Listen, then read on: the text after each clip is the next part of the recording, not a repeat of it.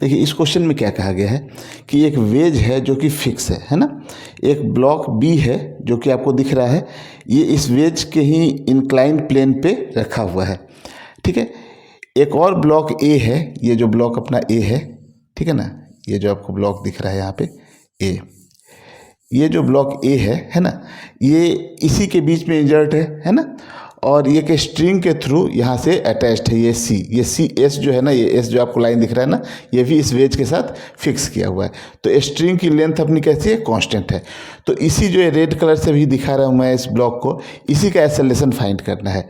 तो देखिए होगा क्या कि ये जो ब्लॉक है ना वो कुछ ए एक्सेलरेशन से नीचे जाएगा ऐसे, है ना, और ये एक्सेलरेशन से नीचे जाएगा तो इसी के साथ ये अटैच्ड है, तो ये भी ए एक्सेलरेशन से कुछ ऐसे जाएगा।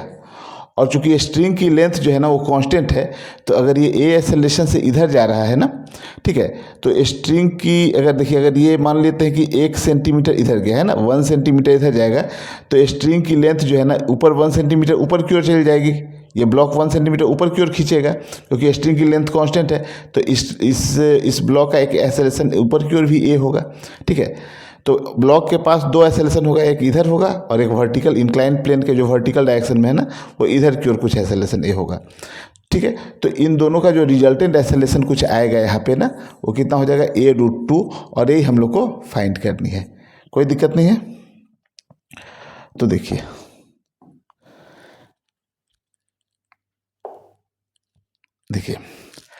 अब मैं तीनों, देखिए एक जो ए ब्लॉक है, ए ब्लॉक यहाँ पे है, इसका डायग्राम यहाँ है, ये बी है, और ये आपका जो पुल्ली लगा हुआ है ना, ये पुल्ली है यहाँ पे। अब देखिए पुल्ली से एक स्ट्रिंग ऐसे गया है और एक स्ट्रिंग ये ऐसे अटैच है, वही स्ट्रिंग यहाँ पे है ऐसे। तो यहाँ पे अगर टेंशन टी है तो यहाँ पे भी आप टेंशन टी बोलेंगे, ये भी टेंशन टी होगा। इसका खुद का देखिए, दोनों ब्लॉक का मास इक्वल है। इसका मास अगर आप m लेते हैं ना, तो इसका भी मास क्या होगा, m होगा। तो इसका क्या हो जाएगा नीचे, mg कॉस थीटा, है ना, mg कॉस थीटा। इसका देखिए तो इस डायरेक्शन में ये जाएगा mg 2mg साइन थीटा से। ये चीज़ समझ में आ रहा है, 2mg साइन थीटा से इधर जाएगा, है ना। और एक पीछे की ओर एक टेंशन का फोर्स लग रहा है यहाँ पे। तो इन दोनों के लिए अगर इक्वेशन लिखें तो यहाँ से देखिए आप क्या लिखेंगे, 2mg साइन थीटा, है ना, 2mg साइन थीटा की वैल्यू 37 दी गई है, 37 डिग्री, और माइनस का टी, है ना। इस पूरे को अगर हम लोग सिस्टम मान लेते हैं, इस पूरे को सिस्टम मान लेते हैं, तो एक टेंशन इधर की ओर लग रहा है जो टी यहाँ पे दिखाया गया है, 2mg साइन 37 माइनस का T is equal to 2ma। इस ब्लॉक के लिए देखिए, ये ब्लॉक ऊपर की ओर जा रहा है, तो इस डायरेक्शन में हम लोग अगर इसका इक्वेशन लिखें तो कितना होगा, टी माइनस का mg cos theta, mg cos 37 degree is equal to ma। दोनों इक्वेशन को आप जब ऐड करेंगे ना तो टेंशन कैंसिल आउट हो गया, 2mg, यहाँ से mg आप कॉमन ले लीजिए, ठीक है ना। तो 2 और साइन 37 की वैल्यू होती है 3/5, माइनस यहाँ से करेंगे कितना, कॉस 37 वो होती है कितनी, 4/5 इज इक्वल टू कितना हो जाएगा, 3ma। समझ में आ रहा है चीज़।